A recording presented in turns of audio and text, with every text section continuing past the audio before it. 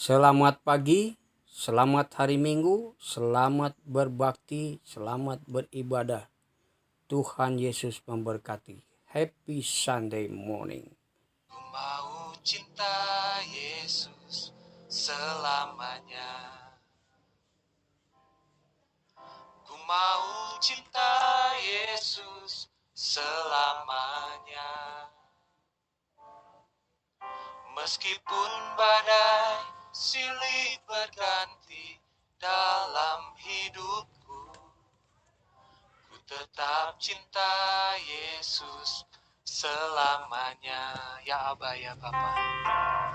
Ya Aba, Bapa, ini aku anakmu, layakkanlah seluruh hidupku. Ya Aba, Bapa, ini aku anakmu, pakailah sesuai dengan rencanamu. Mari katakan, ku mau cinta Yesus. Ku mau cinta Yesus selamanya. Ku mau cinta Yesus. Ku mau cinta Yesus selamanya. Meskipun badai silih berganti dalam hidupku, ku tetap cinta Yesus selamanya. Ya Aba, ya Bapa. Ya Aba, Bapa, ini aku anakmu, layakkanlah seluruh hidupku. Ya Aba, Bapa, ini aku anakmu, pakailah sesuai dengan rencanamu. Ya Aba, ya Bapa. Ya Aba, Bapa, ini aku anakmu, layakkanlah seluruh hidupku. Ya Aba, Bapa, ini aku anakmu, pakailah sesuai dengan rencanamu. Sekali kita mau katakan, ku mau cinta Yesus. Ku mau cinta Yesus selamanya. Ku mau cinta Yesus selamanya. Meskipun badai silih berganti dalam hidupku, ku tetap cinta Yesus selamanya. Meskipun badai silih berganti dalam hidupku, ku tetap cinta Yesus selamanya. Ku tetap cinta Yesus. Ku tetap cinta Yesus selamanya. Pembacaan firman Tuhan surat Filemon. Menyampaikan pesan-pesan khusus kepada Filemon. Firman Tuhan pagi hari ini, kita akan berbicara tentang Filemon yang mengasihi sesama. Firman Tuhan dalam Filemon pasal 1 ayat yang keempat sampai dengan ayat yang ke-22. Saya membacakan buat kita semua, demikian bunyi firman Tuhan. Aku mengucap syukur kepada Allahku setiap kali aku mengingat engkau dalam doaku. Karena aku mendengar tentang kasih-Mu kepada semua orang kudus dan tentang iman-Mu kepada Tuhan Yesus. Dan aku berdoa agar persekutuan-Mu di dalam iman turut mengerjakan pengetahuan akan yang baik di antara kita untuk Kristus. Dari kasih-Mu sudah kuperoleh kegembiraan besar dan kekuatan, sebab hati orang-orang kudus telah Kau hiburkan saudaraku. Karena itu sekalipun di dalam Kristus aku mempunyai kebebasan penuh untuk memerintahkan kepadamu apa yang harus Engkau lakukan. Tetapi mengingat kasih-Mu itu, lebih baik aku memintanya daripadamu.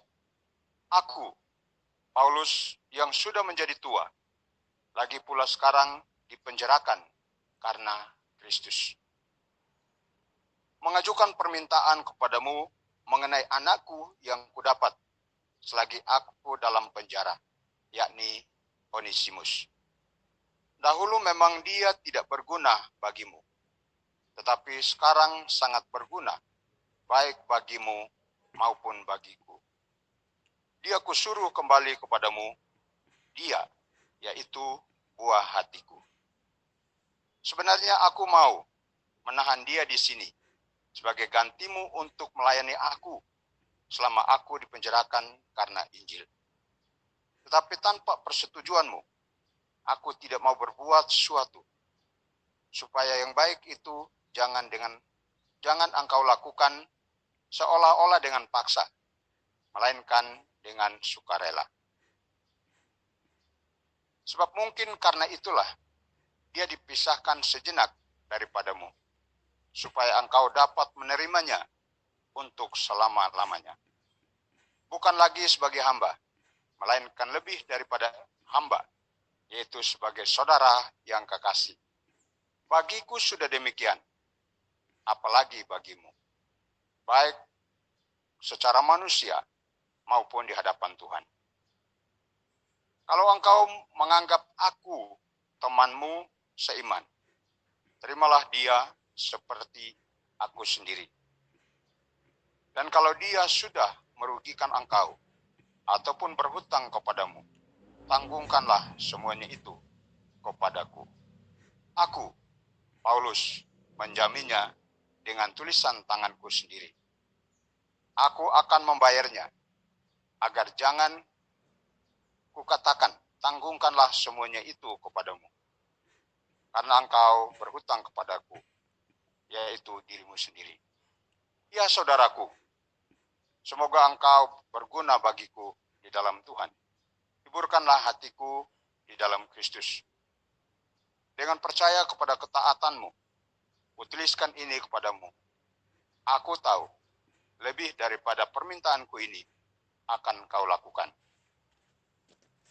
Dalam pada itu bersedialah juga memberi tumpangan kepadaku, karena aku harap oleh doamu aku akan kembali kepadamu. Demikian jauh pembacaan firman Tuhan, dan berbahagialah kita semua yang membaca firman Tuhan, merenungkannya, dan melaksanakan dalam kehidupan kita hari lepas hari. Rasul Paulus kita kenal sebagai seorang hamba Tuhan yang luar biasa, yang mengasihi Tuhan, yang setia mengabdi kepada Allah tanpa pamrih. Demikian juga dengan Filemon. Dalam perjalanan imannya, setelah dinobatkan oleh Rasul Paulus, ia sungguh mengasihi Tuhan. Ia percaya dengan sungguh-sungguh kepada Tuhan. Dan dalam keyakinannya kepada Tuhan, dua tokoh besar yang kita kenal ini, kita akan perhatikan hal-hal apa yang mereka lakukan dalam kehidupan mereka, khususnya dalam pelayanan. Hal yang pertama yang dilakukan oleh Filemon ialah, setelah Filemon percaya kepada Allah, mengaku dengan mulutnya bahwa Yesus Kristus adalah Tuhan dan Juru Selamatnya, maka yang dilakukan oleh Filemon adalah dia membangun persekutuan dengan Allah yang nyata dengan saudara seiman. Mari kita perhatikan ayat yang keempat sampai dengan ayat yang ketujuh. Aku mengucap syukur kepada Allahku setiap kali aku mengingat engkau dalam doaku, karena aku mendengar tentang kasih-Mu kepada semua orang kudus dan tentang iman-Mu kepada Tuhan Yesus Kristus.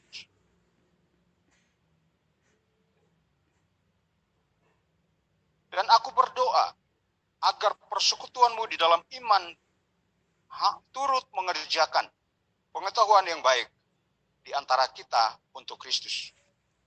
Dan dari kasih-Mu sudah kuperoleh kegembiraan besar dan kekuatan, sebab hati orang-orang kudus telah Kau hiburkan, saudaraku. Paulus mendengar hal-hal yang dilakukan oleh Filemon pada waktu itu.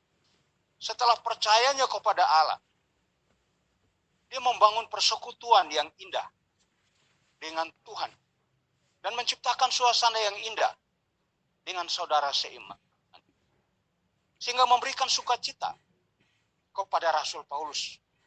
Oh, ternyata perjalanan pelayananku tidak menjadi sia-sia. Aku menghasilkan seorang hamba Tuhan yang luar biasa, yang cinta akan Tuhan, yang mengasihi Tuhan, sehingga ia membangun pekerjaan Allah yang besar, membawa orang lain lebih dekat kepada Tuhan, merasakan kasih Allah yang nyata dalam kehidupan mereka. Filemon mengasihi Tuhan. Ia memberikan dirinya kepada Allah, memuji memuliakan Tuhan melalui pelayanannya yang luar biasa. Pelayanan yang Filemon lakukan di rumah. Ia melayani orang-orang yang terdekat, yang selalu bersama-sama memuji memuliakan Allah. Sehingga Rasul Paulus berkata, aku terus berdoa supaya persekutuanmu dengan Tuhan memberi pengetahuan yang baik di antara kita untuk Kristus. Artinya dengan pelayanan Filemon, memberikan pemahaman demi pemahaman yang baik dan benar tentang firman Allah yang hidup, dan membawa orang lain mengenal Kristus secara pribadi. Oleh karena mereka menyambut baik kebenaran firman Tuhan yang disampaikan oleh Filemon dalam pelayanan persekutuannya dengan saudara seiman yang dilakukan bersama-sama di Kolose. Kasih Filemon itu nyata kepada Allah, tetapi juga nyata kepada saudara seiman. Ia merindukan supaya keselamatan yang Filemon alami tidak hanya dirasakan oleh Filemon secara pribadi, tetapi dirasakan oleh saudara-saudaranya yang lain yang ada bersama-sama dengan Filemon pada waktu itu. Baik di dalam keluarganya, teman-temannya, dan orang-orang yang ada di sekelilingnya merasakan dampak baik dari kehidupan Filemon. Dan ini berikan sukacita tersendiri kepada Rasul Paulus. Rasul Paulus merasa bahwa, oh ternyata pelayananku tidak sia-sia. Ada orang-orang yang percaya dan memberi diri melanjutkan pekerjaan Tuhan yang Rasul Paulus lakukan pada waktu itu.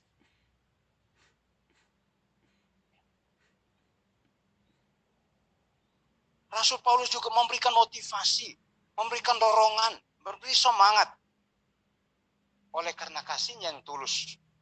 Ayat yang ketujuh, dari kasih-Mu sudah kuperoleh kegembiraan besar dan kekuatan, sebab hati orang-orang kudus telah Kau hiburkan, saudaraku.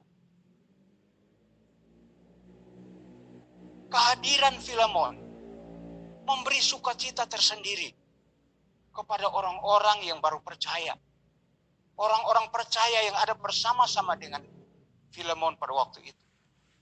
Ia menguatkan hati mereka, meneguhkan iman mereka, mendorong, memotivasi mereka, sehingga mereka mempertahankan iman mereka kepada Tuhan.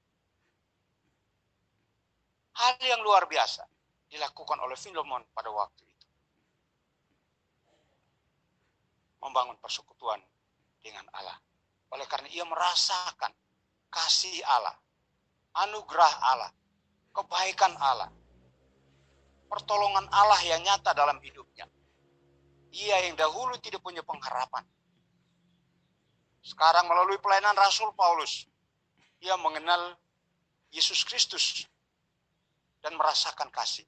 Sehingga kasih Tuhan itu dapat diteruskan olehnya dan dirasakan oleh saudara-saudara seiman yang ada di Kolose. Itu hal yang pertama yang perlu kita lihat dalam kehidupan Filemon. Hal yang kedua kita bisa lihat dalam kehidupan Rasul Paulus. Ayat yang ke-8 sampai dengan ayat yang ke-17. Pada waktu Onesimus dilayani, ternyata ada informasi yang nyampai bahwa Onesimus telah melakukan hal-hal yang kurang baik, kurang jujur, kurang setia, kurang pengabdiannya kepada bos, kepada tuan, kepada majikan. Lalu Onesimus memilih meninggalkan Kolose dan pergi ke Roma. Di sana ia bertemu dengan Rasul Paulus. Kemudian dilayani. Injil disampaikan kepadanya. Roh Kudus mengubah hatinya sehingga ia percaya kepada Allah. Setelah percaya, Rasul Paulus ingin mengembalikannya kepada sang pemilik asisten itu, yaitu Filemon. Kita tahu bahwa Filemon percaya dan ada di dalam Kristus karena pelayanan Rasul Paulus. Dan seharusnya sebagai atasan, sebagai bos, dia gampang memerintahkan, menyuruh. Tapi berbeda dengan apa yang dilakukan oleh Rasul Paulus. Yang dilakukan oleh Rasul Paulus adalah ia menyampaikan permohonan, bukan memerintah sebagai atasan yang otoriter, tetapi dia melakukannya dengan lemah lembut. Ayat yang ke-8 menunjukkan kepada kita tentang siapakah Rasul Paulus itu dikatakan. Karena itu sekalipun di dalam Kristus, aku mempunyai kebebasan penuh untuk memerintahkan kepadamu apa yang harus engkau lakukan. Ayat ke-8 memberikan gambaran kepada kita bahwa Rasul Paulus ternyata punya kontribusi besar bagi pertobatan Filemon. Tetapi kesempatan itu tidak dimanfaatkan sebagai atlet, tapi justru dia, Rasul Paulus, ya, melakukannya dengan kasih. Perhatikan ayat yang ke-9 dikatakan, tetapi mengingat kasihmu,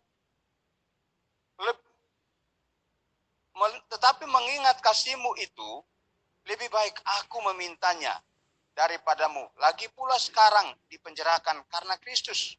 Mengajukan permintaan kepadamu mengenai anakku yang kudapat selagi aku dalam penjara, yakni Onesimus. Dahulu memang dia tidak berguna bagimu, tetapi sekarang sangat berguna bagimu maupun bagiku. Dia kusuruh kepadamu. Dia yaitu buah hatiku. Rasul Paulus berkata bahwa dahulu memang Onesimus itu tidak berguna, tidak berarti. Tetapi sekarang ia juga adalah bagian dari hidup kita yang sama-sama menjadi milik Kristus. Karena itu kita harus menghargainya, menghormatinya, dan menganggapnya penting di hadapan Allah. Tidak menganggap rendah. Karena itu, saya bermaksud mengembalikannya kepadamu. Dan terimalah dia sebagai saudara di dalam Tuhan. Dengan tidak memperhitungkan apa yang telah dilakukan. Dan menjadi pelajaran penting bagi kita semua, umat baptis Baitani. Supaya kita mengasihi dengan hati yang tulus. Tanpa melihat kelemahan dan kekurangan. Tapi melihat dan memandanglah kepada Kristus. Sehingga kita saling menghargai. Saling menghargai. Dan menganggap yang lain sama penting dan berarti di mata Tuhan. Sehingga dengan demikian, kita memberi dampak besar dalam pelayanan kita. Bagi keluarga kita, bagi gereja kita, dan bagi pelayanan-pelayanan besar yang akan kita lakukan di tahun-tahun yang akan datang. Diharapkan hal ini menjadi dasar dalam kehidupan kita sebagai orang percaya, khususnya di gereja kita. Membangun kebersamaan dengan saling menghargai dan menganggap yang lain penting di mata Tuhan.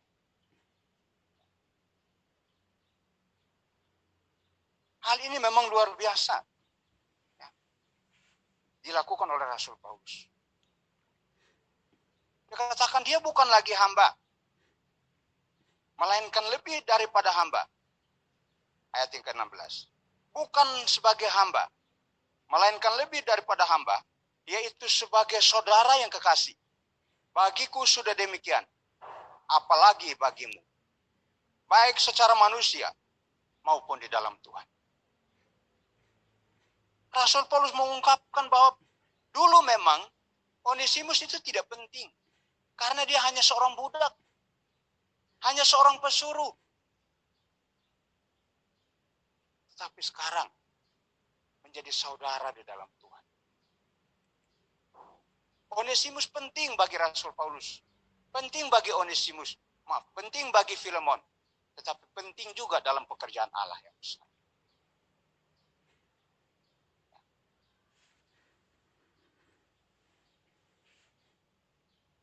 Jadi Rasul Paulus membangun kepercayaan, memotivasi Filemon supaya memiliki konsep yang positif, dasar pikiran yang sehat, supaya menerima dan memperlakukan Onesimus dengan baik dan penting di mata Tuhan. Dan saya percaya ini juga menjadi bagian kita dalam membangun iman kita kepada Tuhan. Kita saling menguatkan, saling menghargai, dan menganggap yang lain sama penting dan berarti di mata Tuhan. Itu yang kedua. Dan yang ketiga, Rasul Paulus melayani tanpa pamrih. Ia melakukan pelayanannya dengan penuh pengorbanan. Ayat yang ke-18 sampai dengan ayat yang ke-21. Dikatakan, dan kalau dia sudah merugikan engkau, ataupun berutang padamu, tanggungkanlah semuanya itu kepadaku. Aku Paulus menjaminnya dengan tulisan tanganku sendiri. Aku akan membayarnya, agar jangan kukatakan, tanggungkanlah semuanya itu kepadamu. Karena engkau berhutang padaku, yaitu dirimu sendiri. Jadi Rasul Paulus mengambil bagian, menjaminkan dirinya. Kalau Onesimus merugikan majikannya yaitu Filemon, biarlah itu menjadi tanggungan Rasul Paulus. Artinya Rasul Paulus rela berkorban. Dia mau mengasihi Onesimus dengan tulus. Dia siap menjadi penjamin, menggantikan semua hal yang sudah dilakukan oleh Onesimus yang merugikan majikannya. Dia siap menggantikannya. Dan dia menjaminkan dirinya melalui tulisan tangannya sendiri.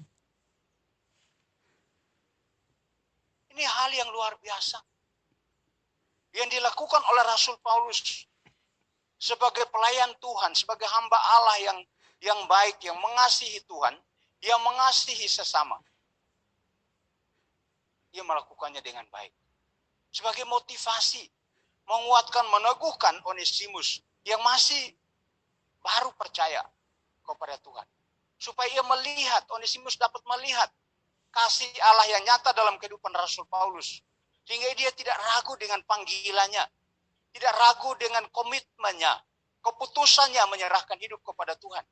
Karena ia melihat nilai-nilai baik dalam kehidupan Rasul Paulus. Melihat nilai-nilai baik dalam kehidupan Filemon.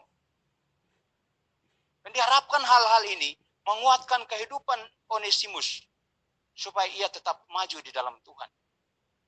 Tidak melihat masa lalu, hal-hal apa yang dilakukannya dan yang ia lakukan kepada majikannya.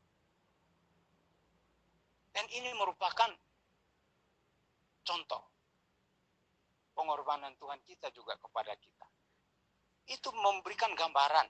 Rasul Paulus memberikan gambaran kepada kita bahwa yang dilakukan oleh Rasul Paulus itu sama dengan yang dilakukan oleh Tuhan kita. Ia rela menanggung semua beban hidup kita.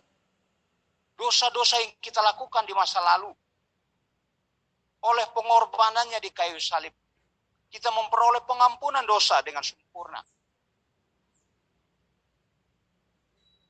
Hal ini penting bagi kita.